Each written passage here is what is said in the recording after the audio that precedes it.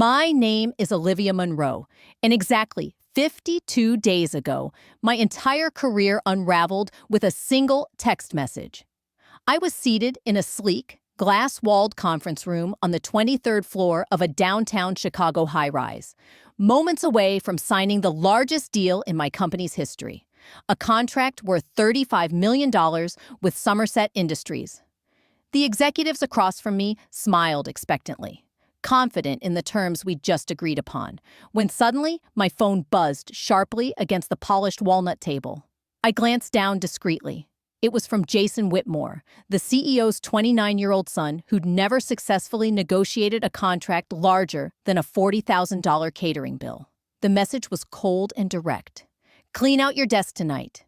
Security will escort you out tomorrow morning. Your employment is terminated effective immediately." My heartbeat accelerated as I reread the brutal message. My throat tightened, yet I maintained composure. Slowly, I looked up and forced a professional smile, placing the pen down softly beside the contract. "Gentlemen," I began steadily, my voice surprisingly calm, "there's been a sudden change in representation.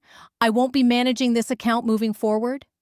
Their confusion was immediate, their polite smiles fading into puzzled expressions. They began asking questions, trying to understand what had happened, but I quietly gathered my papers, thanked them warmly, and left the room. I walked purposefully to the elevator, my mind already strategizing my next move. Before I continue, could you please take a second to leave me a comment letting me know which city or state you're tuning in from? I truly want to see where my story is reaching. And don't forget to like this video, subscribe, and click the notification bell, because what comes next will astonish you. You see, Jason Whitmore thought he destroyed me out of pure envy. My rapid ascent in Ellington Group had irked him since day one. While he'd expected to inherit success effortlessly, I'd worked tirelessly, consistently landing multi-million-dollar contracts that my peers deemed impossible. Jason assumed I was simply lucky or charming, blissfully unaware of the hidden truth behind my victories. The reality was far simpler, yet far more powerful. My family owned Monroe Industrial Supply, a specialty manufacturing firm in Cleveland, Ohio. For over 25 years, my parents had supplied custom industrial components, high-level logistics solutions, and specialized services that most competitors couldn't match. 4 years earlier, when I joined Ellington Group, I immediately realized their profit margins were incredibly thin due to their astronomical supply chain costs. Lacking industry connections, they paid premium prices for every component. Wanting to prove myself, I quietly arranged for Monroe Industrial Supply to provide essential parts and logistics at cost, often at a loss. My family trusted my judgment, believing this investment in my future would pay off. Because of this arrangement, Ellington could offer competitive pricing no rival firm could match. Every substantial deal I brought in, Somerset's $35 million contract, the $19 million Harrison Corp agreement, the $11 million TriStar deal, was only profitable due to Monroe's silent subsidies. I never revealed these arrangements to anyone at Ellington, believing I was building a sustainable future. Jason Whitmore, blinded by jealousy, thought he'd ruined my career at my moment of triumph. Instead, he had unknowingly provided me with the very leverage to dismantle his family's empire entirely. They trusted that steady volume would eventually justify the short-term sacrifices, and they wanted to support my professional growth. For 4 years, Monroe Industrial Supply effectively subsidized Ellington Group's largest contracts, enabling me to offer our clients unbeatable pricing that competitors simply couldn't match. Every substantial agreement I secured was achievable solely because my family quietly absorbed the price difference between market rates and what Ellington Group actually paid for materials, logistics, and specialized services. The $35 million Somerset Industries deal? It was profitable for Ellington only because Monroe was ready to supply high-grade components at nearly 30% below standard market pricing. The $19 million Harrison Corp contract we landed the year before? Monroe Industrial Supply took care of the entire logistics operation and precision fabrication at cost, deliberately forgoing their own profit margin. And the $11 million agreement with TriStar Group? Exact same scenario. I had never revealed any of these arrangements to my colleagues at Ellington Group. In my mind, I was simply leveraging my connections to benefit the company, fully expecting that eventually I'd be promoted to an executive position. At that point, I could officially integrate Monroe Industrial Supply as a recognized partner, creating a transparent, sustainable relationship that would benefit both companies. I genuinely believed I was building a long-term solution, but Jason Whitmore had spent years watching my rapid ascent with growing bitterness. After graduating from an elite business program 4 years ago, Jason assumed his path to senior management would be effortless due to his family name. Instead, he found himself continuously overshadowed by me. Someone without prestigious academic credentials or influential family ties known publicly to the company. Consistently exceeding performance targets he struggled even to approach. To make sure you don't miss the jaw-dropping next chapter of Olivia's fight for justice, gently tap subscribe and ring the bell. Our journey is only just beginning. Jason's father regularly promoted me, rewarding me with increasingly expansive territories, higher commission rates, and more substantial responsibilities. Jason, meanwhile, was stalled, unable even to secure modest accounts independently. The final straw came when his father openly discussed promoting me to regional director, a position Jason had openly coveted since his arrival at the company. At that moment, he chose to exercise the only real power he had at his disposal, his surname. Strategically, Jason waited until I was at the apex of my professional life, literally minutes away from finalizing Ellington's biggest contract ever, to send that devastating text message. He believed he was ending my career and securing his own future. However, all he truly accomplished was handing me precisely the leverage I needed to dismantle everything he stood for. The morning after Jason fired me, I called my father at Monroe Industrial Supply. I said, "Dad, you remember all those special pricing agreements we arranged for Ellington Group? I need you to cancel every single one immediately. Reinstate market pricing for everything." There was a long pause on the line before my father finally responded. "Olivia, are you absolutely certain about this? It's going to significantly impact their active contracts." Without hesitation, I replied firmly, "Dad, they terminated me through a text message just seconds before finalizing the biggest deal in my career. I've never been more certain."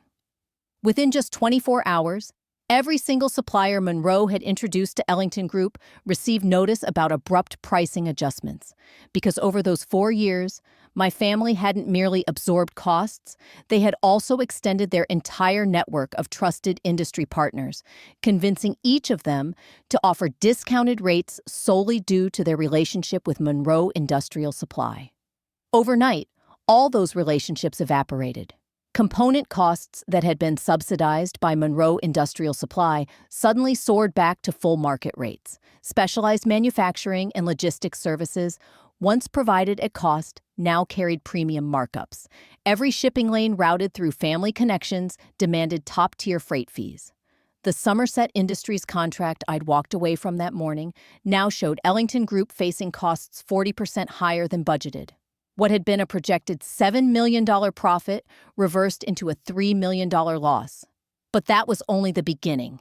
18 other active contracts immediately became unprofitable. The Harrison Corp agreement, the TriStar Group partnership, every large account I had managed. Each one relied on pricing made possible only by those hidden subsidies.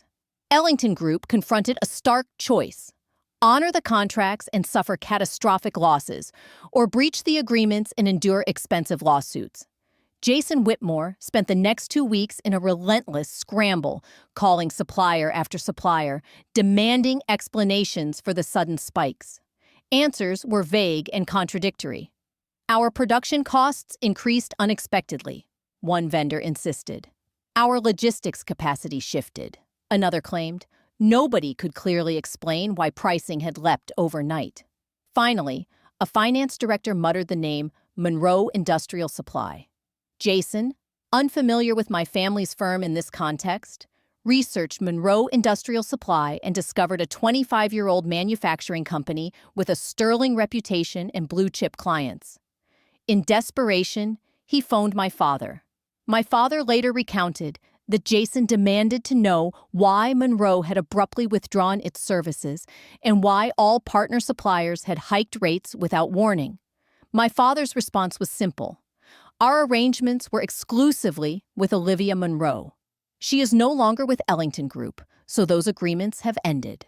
Only then did Jason grasp the magnitude of his error. He realized my achievements were not luck or charm. They had been the result of 4 years of my family willingly absorbing profit sacrifices to make Ellington competitive. But the real twist was still to come. While Jason wrestled with the collapse of his company's supply chain, I was quietly launching Monroe Consulting Services. During my tenure at Ellington Group, I had meticulously studied every detail of the firm's operations: client dynamics, pricing structures, competitive vulnerabilities. I knew which accounts were strained by rising costs, which executives felt trapped by underperforming agreements, and which relationships were held together by inertia. Crucially, I also knew Monroe Industrial Supply's production and logistics capacity, previously committed to Ellington, was now freely available. Armed with this insight, I crafted a consulting proposal, pairing transparent market-rate pricing with the same high-quality services Ellington had once enjoyed. My first call was to Somerset Industries. I informed them of my new venture and offered an honest partnership with reliable delivery and fair pricing. Within hours, they agreed to sign with Monroe Consulting Services. Next came Harrison Corp., then TriStar Group. One by one, my former clients, frustrated by skyrocketing costs and disrupted service at Ellington, opted for the transparent alternative I offered. In just 3 weeks, Ellington Group lost $67 million in active contracts. As their profit margins evaporated, their credit lines collapsed, and investors pulled back. At that moment, Jason Whitmore understood the devastating power of my family's quiet support and how he had unwittingly handed me the keys to dismantle his father's empire and build my own. Monroe Industrial Supply's full capacity was now available. All the manufacturing lines and logistics networks that had quietly supported Ellington Group's biggest contracts were suddenly free to serve new partners willing to pay full market rates for exceptional reliability. My first outreach was to Somerset Industries. I called their procurement office and explained the shift in my career. I was now operating Monroe Consulting Services, an independent consultancy backed by Monroe Industrial Supply's assets. I offered them the same high-caliber components and seamless logistics they'd enjoyed before, but this time with honest, transparent pricing and no hidden subsidies. Within hours, Somerset Industries agreed. A single conference call sealed a $35 million agreement, transferring their account from Ellington Group to Monroe Consulting Services. Next, I contacted Harrison Corporation. The script was identical: a clear disclosure of my new role, an emphasis on market-rate pricing, and a promise of superior service. Harrison Corp signed on for $19 million that afternoon. By week's end, I had reached out to every major client relationship I had cultivated over 4 years. Most of these clients had already grown frustrated with Ellington Group. They'd felt blindsided by unexpected cost hikes and logistical bottlenecks. They saw service quality decline while prices climbed. When presented with a direct partnership that combined my deep understanding of their needs with Monroe Industrial Supply's proven capacity, the choice was obvious. Within 3 weeks, Ellington Group had lost $67 million in active contracts. Their supply expenses had surged by 40%. Profit margins vanished overnight. Jason Whitmore transformed from a confident heir apparent into a frantic leader watching his father's company collapse around him. The most satisfying chapter of my comeback unfolded next. Ellington Group's primary lender jolted them with a demand for immediate capital infusion to prevent default. Jason's father scrambled, making frantic calls to potential investors in hopes of salvaging the enterprise. That was my opening. Monroe Consulting Services. bolstered by Monroe Industrial Supply's assets and the $67 million in newly secured contracts, offered to acquire Ellington Group's remaining assets for exactly $1.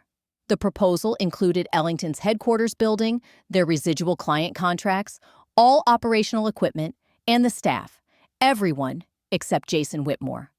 I personally delivered Jason's termination notice on his first day of what would have been continued employment.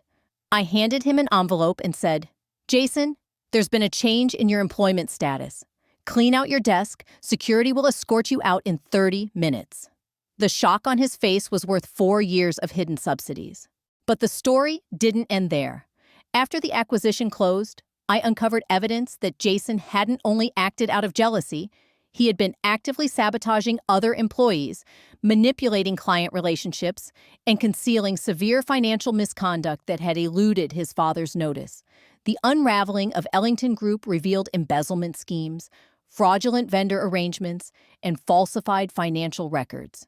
My abrupt takeover exposed a web of deceit far deeper than simple envy. That twist marked the true beginning of a new chapter. In Part 2, I'll share how I collaborated with forensic auditors to bring the real culprits to justice, restore integrity to the operation, and transform Monroe Consulting Services into an industry leader in transparent supply chain advisory.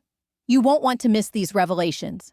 Hit subscribe and ring the bell now so you're the first to see how this tale of betrayal, strategy, and redemption concludes. The takeover didn't end the story. It was just the first chapter of a deeper drama. If you want to hear how I uncovered the real culprit, what Jason was hiding, and how my revenge grew far beyond my plan, hit that notification bell now because Part 2 will shock you. 3 days after Jason Whitmore collected his belongings, I was in the spacious corner office that had once belonged to his father, reviewing 5 years of financial records now under my control. At first, I expected to find mismanagement or a few questionable line items explaining the company's declining profits despite my record of closed deals. Instead, the documents revealed something far more sinister: systematic embezzlement on a massive scale. This wasn't petty expense fraud or casual pocket money schemes. We're talking hundreds of thousands of dollars disappearing every quarter, concealed through fake vendor accounts, inflated service contracts, and phantom consulting fees. The scheme was so sophisticated that it remained invisible until I cross-referenced the actual contract values I negotiated with the ledgers. My blood ran cold as I realized that every time Monroe Industrial Supply provided services at cost, someone in finance was pocketing. Over the next 12 hours, I pieced together a detailed timeline of the theft. I matched bank transaction histories against delivery receipts and contract dates. By 2 a.m, the pattern was clear. Someone in the finance department had created supplemental charges on each major contract, billing clients for work that never occurred and stealing the surplus. The theft had accelerated dramatically over the past year, coinciding with Jason's growing obsession with my accounts. At first, I assumed Jason's motive was spiteful jealousy, yet these records suggested he had been investigating something beyond my sales success.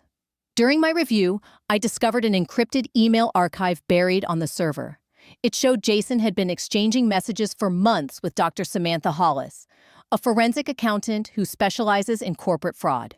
Jason had privately hired Dr. Hollis, paying from his personal funds to analyze irregular patterns without formal access to company records. Intrigued, I called her the next morning. She confirmed Jason reached out 6 months ago, suspecting someone was siphoning funds. He'd been desperate to find the source and prevent further losses, which explained his rash decision to eliminate anyone he thought posed a threat, namely, me. Ironically, my firing provided the shock therapy needed to expose the fraud. Without hidden subsidies masking the theft, the scheme unraveled immediately. That realization turned Jason from a frustrated heir into a determined whistleblower in his own chaotic way. His actions, reckless as they were, ultimately saved the company from further collapse by exposing the real criminal. This is a story of betrayal and redemption. Stay tuned for Part 2, where I'll reveal how we worked with Dr. Hollis to bring the embezzler to justice, restructure the firm, and transform Monroe Consulting Services into a leader in corporate integrity. Subscribe now so you absolutely don't miss this dramatic, epic conclusion. The next morning, I called Dr. Samantha Hollis, and our conversation stretched for 3 hours, completely upending my understanding of every twist and turn. According to Dr. Hollis, Jason had reached out to her 6 months earlier, alarmed by financial irregularities at his father's firm. He'd noticed slipping profit margins despite record-breaking sales. He'd seen vendor payments that didn't align with actual services delivered and recognized that the company's most lucrative contracts were yielding far less profit than projected. Here's where everything I thought I knew unraveled. Jason had suspected me of orchestrating the embezzlement. From his standpoint, I was the only person with consistent access to every significant contract in which money was disappearing. I was negotiating vendor agreements, managing client communications, and consistently closing deals whose profits inexplicably failed to materialize on the books. Convinced I was pocketing the difference, he'd been quietly amassing evidence against me. When Dr. Hollis walked me through Jason's suspicions, I couldn't help but laugh. He believed he was protecting his father's legacy from a masterful financial criminal. His motive in firing me via text message was not pure jealousy or spite. It was a calculated move to sever my system access before I could siphon off more funds or erase incriminating data. In his mind, terminating my credentials over a weekend would secure the evidence he needed to present to regulators. Ironically, his plan backfired spectacularly. My abrupt exit triggered the exposure of the real fraud before Jason could prove my guilt. Dr. Hollis had continued her forensic work even after Ellington Group collapsed, examining the financial documents I'd inherited through the acquisition. That's when she identified the true embezzler. Lauren Sinclair, Ellington's chief financial officer, Sinclair had engineered a sophisticated theft operation over 4 years. She created fictitious vendor entities, fabricated service agreements, and inflated billing statements that funneled roughly $45,000 per month into her personal accounts. Her scheme was meticulously calibrated to avoid automatic audit flags, stealing proportionally small sums across multiple contracts so that the discrepancies always seemed like ordinary cost fluctuations. Worse still, Monroe Industrial Supply's generous subsidies had inadvertently masked Sinclair's crimes. Each time my family provided components and logistics at cost, the difference between standard market rates and Ellington's actual expenses disappeared into Sinclair's hidden accounts. By the time I noticed Ellington's profit margins thinning, Sinclair's embezzlement had been in motion for years, concealed beneath my subsidized pricing.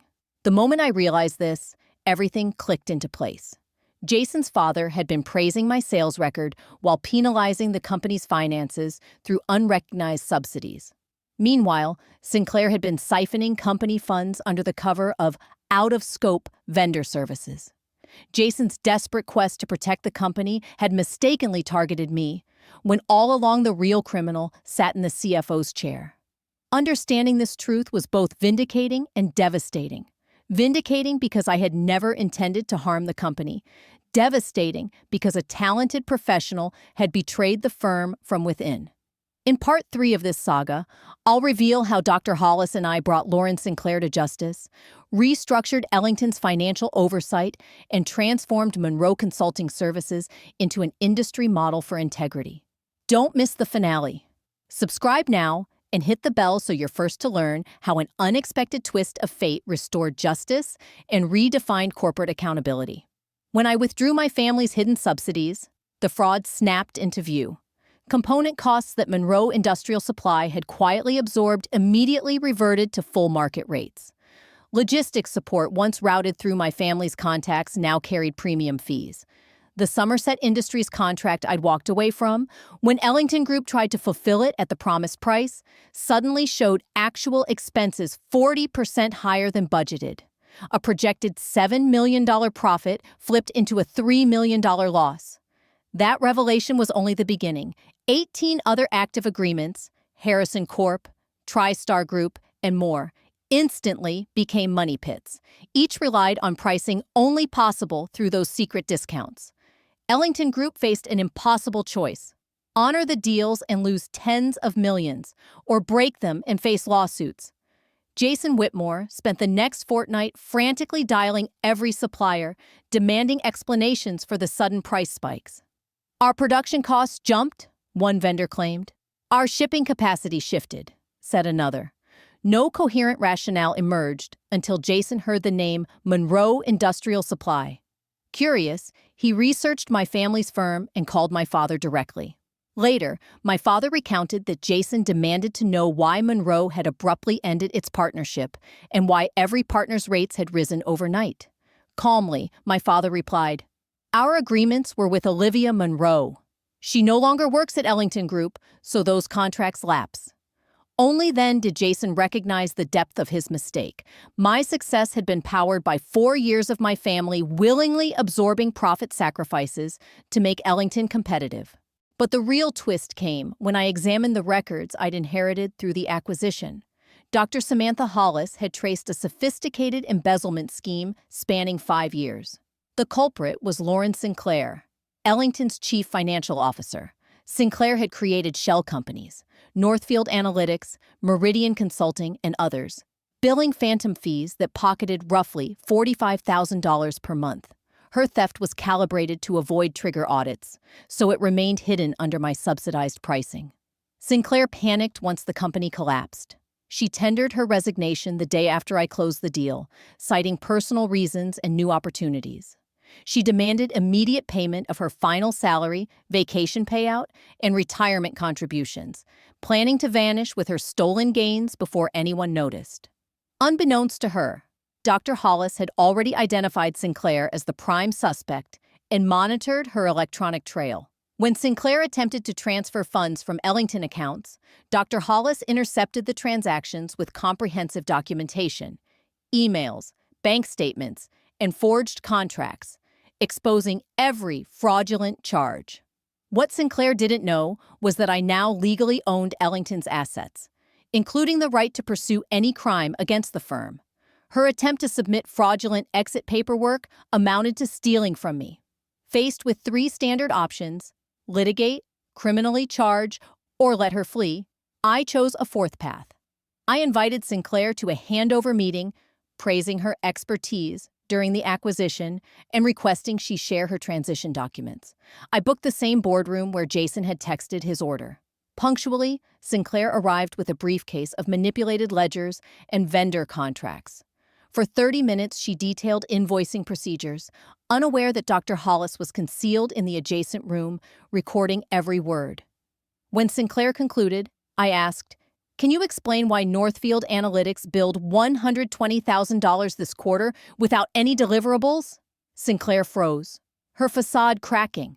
At that point, Dr. Hollis entered with irrefutable proof: audio recordings, transaction logs, and correspondence outlining Sinclair's entire fraud.